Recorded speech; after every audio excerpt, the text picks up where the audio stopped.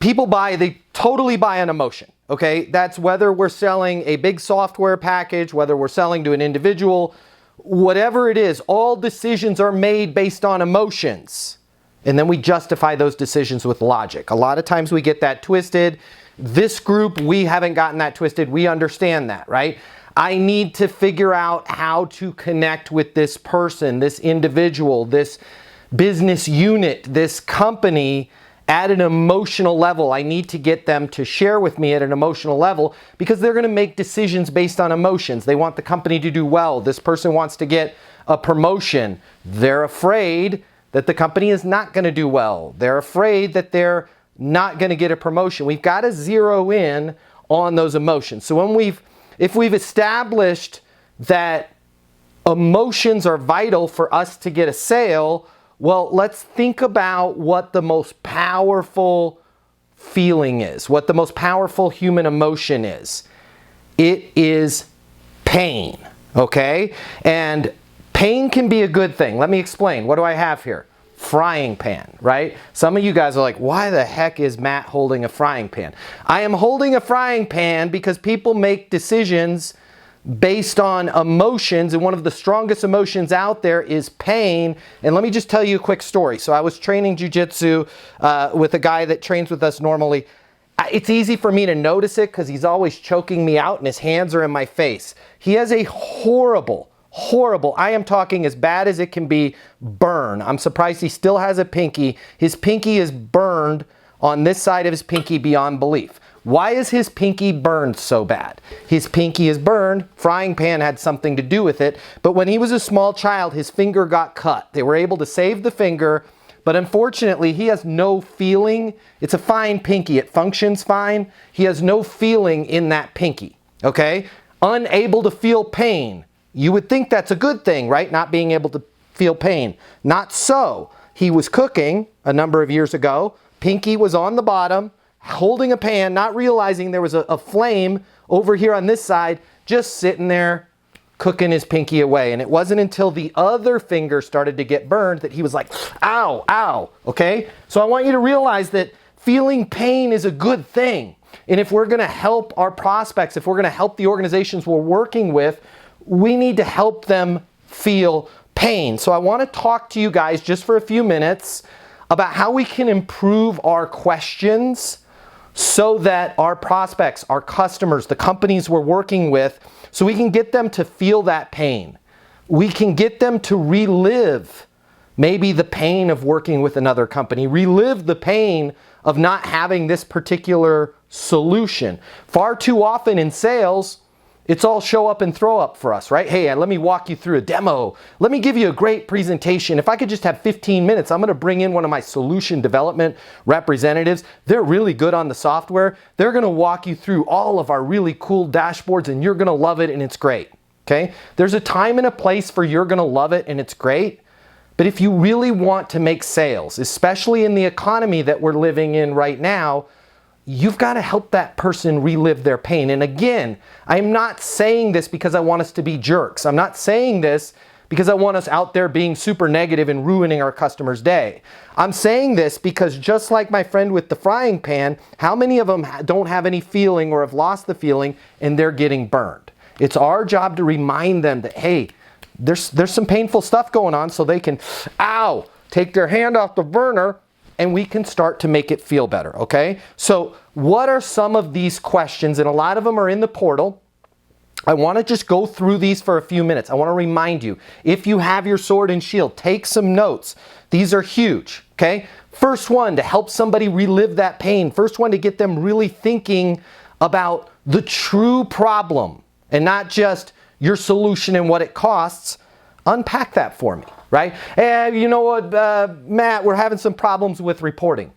Unpack that for me. Well, you know, Mike, he was our old VP of sales. He wasn't able to get the reports in consistently. He was one of my best friends at the company. We had to let Mike go, right? Unpack that for me. Nobody is going to share with you what's really going on in their organization, what's really going on in their company, what's really going on with them and them emotionally, at the first, they're never going to say that. Okay, what's our biggest reason for having this meeting? Oh, we want to look at the reporting feature, right? They're never going to, well, I'm really freaked out because Mike just lost his job and I might lose my job. Unpack that for me. You know what? We're concerned about reporting. Unpack that for me. We're concerned about our current solutions performance. Unpack that for me. I'm concerned about the person that runs my billing for our practice leaving. Unpack that for me. What's going on there? You're going to find they're going to start to relive that pain. Tell me more about that. Right? You know what? We've got some concerns on our relationship with our current vendor. Tell me more about that. Right? Far too often we jump in and we keep talking. We've got some concerns about our current vendor. Yeah, it's Acme. Everybody has concerns about Acme. Tell me about it. I heard 15 concerns about Acme last week. We try to be the smartest person in the world. Just slow down. Tell me more about that. Or how about this one? Write this one down. Why is that? Why is that? Again, you as a sales pro, if I've been coaching you every week, which I have been, you're super smart, you're brilliant. But you don't have to be the smartest person in the room. And even if you are, it's not about proving to that other side, that customer, that client, that you're so smart. It's about getting them to relive their pain. So even though you know that your reporting module solves this problem and every logistics company in the world has this problem, might be a good idea, even though you already know the answer, to, tell me more about that. Why is that? Get them to walk them through it. Even though you already know the story, you've heard it 1,000 times, get them to walk you through it, okay? We have to ask better questions to get them to talk. Far too often, we give some sort of pitch. We have some sort of meeting. And then we bring in maybe some support from the rest of the team. And when we do that dog and pony show, we're all going to do the talking. At some point, if you want to close more sales, you've got to get the other people talking. Let me give you another great one. You know, hey, Tony, can you give me a specific example so I can understand this better? Hey, Monica, can you give me a specific example of what's going on so I can understand this better? Here's why we don't say that. And the more money we make, the less likely we are to say that. You want to know why? You think it's about you having to be the smartest person in the room. And we don't have the courage, we don't have the guts to go, you know what, Monica, can you give me a specific example so I can understand that? Because we want our prospect to think that we know everything and that we understand everything. But when you can flip the script mentally and go, wait a minute, it's not about me proving to Monica that I know everything about sales training. It's about Monica walking me through step by step by step. It's about Monica reliving that pain. Ow, when she got burned. Right? It's about taking Monica back in time so that Monica could go, well, you know, I didn't make my numbers that I wanted to make and I had this great, can you give me a specific example of that? Yeah, I had this deal and I thought everything was going great and they really liked me and it was a warm referral and for some reason I just didn't know what to say to close the deal and they haven't called me back and it's been 6 months. 6 months? Unpack that for me. Why is that? Right? Walk them through. Can you give me a specific example? I want you guys to have the courage to not have to feel like you're the smartest person in the room. Not one doctor that gets those awards for being a great doctor walks into a patient's room and goes, I know exactly what's wrong with you. I'm the smartest person in the room. Let me tell you, bump, bump, bump, bump, bump. Right? Those doctors are terrible. They should all quit. They should all retire. It's the doctors that are like, David, can you give me a specific example of when that burning is going on? Is it when you swallow water? Is it when you swallow food or both? Right? Even though that doctor knows what's going on with David, we've got to get them to start talking. Okay? Here's a great lead-in phrase. Can you go over with me, blank. David, can you go over with me how you guys are doing reporting now, right? Let's say you've got a competitor in your industry and you know there's a weak spot, right? What most of us do is we go, oh, with you guys working with Acme, my guess is you're pretty upset about how they won't let you bring new individual users on, and you have to buy it packages and seats, right? That's super annoying. Hey, David, can you go over with me? Let's say you guys hire 1 or 2 new associates. Can you go over with me how you onboard those associates into the CRM that you're using, or whatever it is? Can you go over with me? That's a terrific lead-in phrase. Along those same lines, David, can you walk me through? David, can you walk me through how you guys are doing logistics, how you guys are adding new suppliers to the logistics chain through your technology right now? Can you walk me through, Monica, can you walk me through how the office is handling this when a patient does not show up for their appointment? Brad, can you walk me through what you guys are doing for advertising right now? Again, we try to be a know-it-all. It's not about us being smart. It's about allowing our prospects to step by step walk us through and relive that pain. When was the last time that you lost something? Your car keys, your wallet, and there was a friend, a family member, a loved one nearby. If they were smart, like my wife is, what did they say? Matt, can you walk me through? We know that you had your wallet when you ordered the Chinese food. Can you walk me through exactly what you've done since then? It works every single time. I literally can't help but have an experience in my head and start thinking, okay, well, I walked upstairs to feed the fish, and then I went on Amazon, but I didn't need my wallet for that. Oh yeah, I went into the gym and did a SoulCycle ride. Bam, there's my wallet, right next to the SoulCycle, right? We've got to get our prospects to talk more. Here's another great one I want to give you guys. Write this one down. Can you describe for me what you meant by blank? And none of us have the courage to ask this, right? Our current, the reason why we're looking at you guys is with the economy and everything, we got to save some money, and we're paying way too much money for Acme. Every fiber in a normal sales rep's being is like, tell me about it. We are so much less expensive than Acme, and we've got some pricing tiers that blow them out of the water. If you could just give me 5 minutes, I'll walk you through our pricing, right? Slow down. Can you describe for me what you meant by? We're looking at you guys because we're on with Acme right now, and it's so much money. We're paying way too much money for Acme. Can you, just out of curiosity, Monica, can you describe for me what you meant by paying too much money?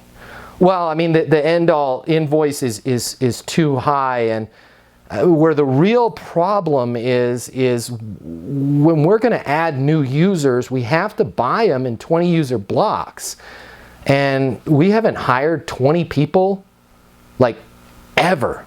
You haven't hired 20 people. Yeah, we hire people in 1s and 2s. Walk me through that then. What do you have to do?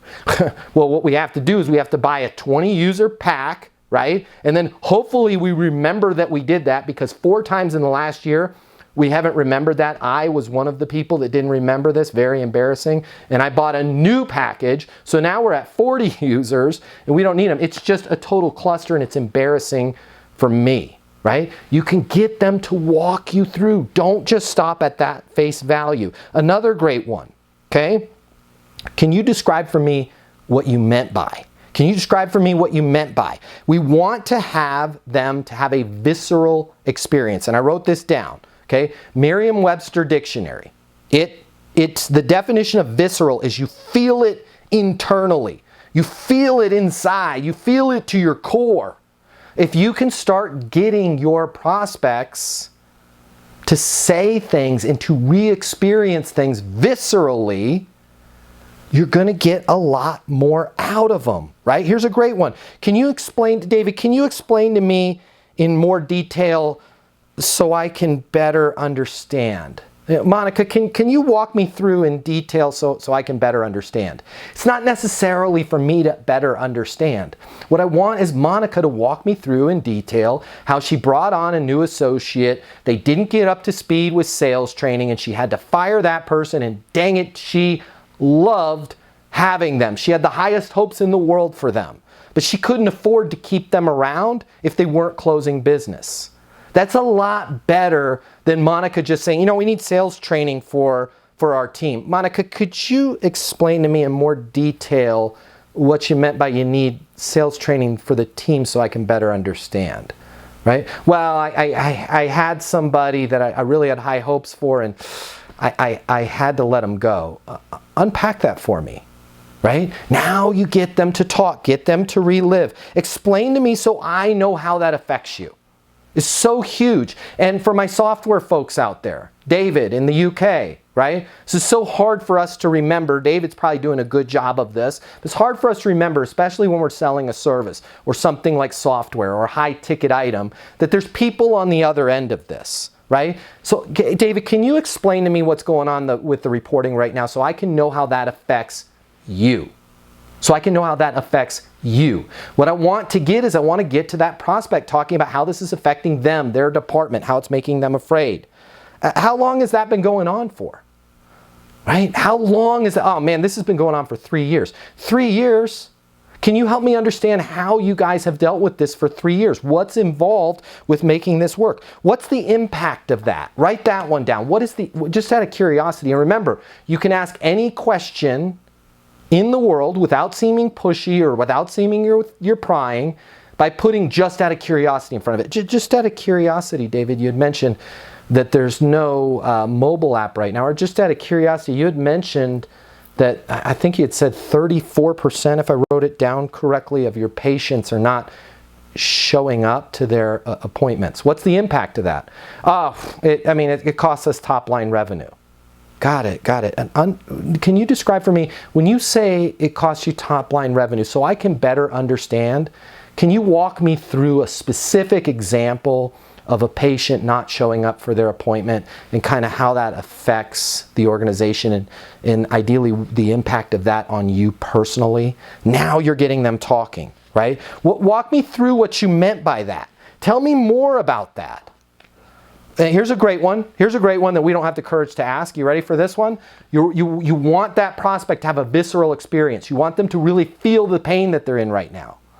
Maybe they're getting a lot of nonsense from a competitor of yours who's not been through the Easton University training and is just showing up and throwing up. Walk them through a deck. Hey, if we could have 5 minutes of your time, we're going to show you how we'll save you money, increase your revenue, right? And by the way, don't go with you know who, because they're terrible. You need to sign up with us right now because we've got a promotion. Yeah, hey, that's interesting. Why do you think they told you that? Boom.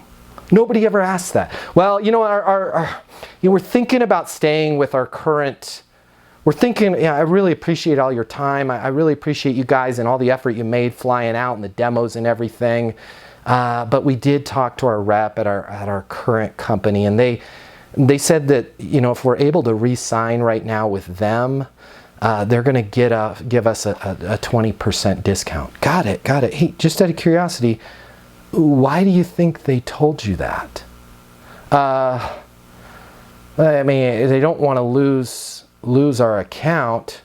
Yeah, unpack that for me. Why don't you think they want to lose your account? Well, because they haven't been delivering, and the reporting feature really does not work. So I think they're trying to make up for the fact that we're not getting what we need by giving us a discount. When you say you're not getting what you need, could you walk me through a specific example of how that's affecting you? Yeah, so I'm having to have my assistant, Monica, run all of the reporting manually. How much time is that taking Monica to do that? It's about 3 hours once a month. What's the impact to Monica on that? It's not her favorite thing. Now you're getting them to talk. Far too often, our prospect will say something like, well, the competition, they said they're going to give us 20% off, and we say what? Hey, let me call David Linford, my VP, if I could match that, would you do business with us? You can always say that at any time, but don't say that right then. Get them to feel the pain. You know, our current vendor said they'll give us 20% off. Just out of curiosity, Why do you think they told you that? Okay, I'm going to leave you with one last one. Describe for me blank. Describe for me how you guys onboard new vendors. Describe for me what you're doing now with 30% of your patients not showing up for their appointment. Describe for me how you guys are handling advertising right now with cost per click. I think it's gone up 56% and lead quality has gone down. Describe for me how you guys are handling that right now. All right, so I gave you guys a ton of these. I'm hoping you wrote them down. Can anybody give me some examples of using any statements like this or statements similar to this and how that gave you a much better meeting with your clients? I really think that earning your Certified Master Sales Consultant credential is going to be the perfect thing to help you improve your life, help you improve your career, and start making the money that you deserve to make. If you have any questions at all, again, my name is Matt Easton. You can call us at Easton University. My people are in a hurry to help you. You can reach us at 800-628-1456. You can visit us over at eastonuniversity.com. The training is simple. You can do it right from your phone, right from your tablet, right from your computer. It's an affordable monthly membership. If you apply yourself, you can even get your CMSC in that first month and put yourself in the perfect position to start making the money that you deserve to make right now.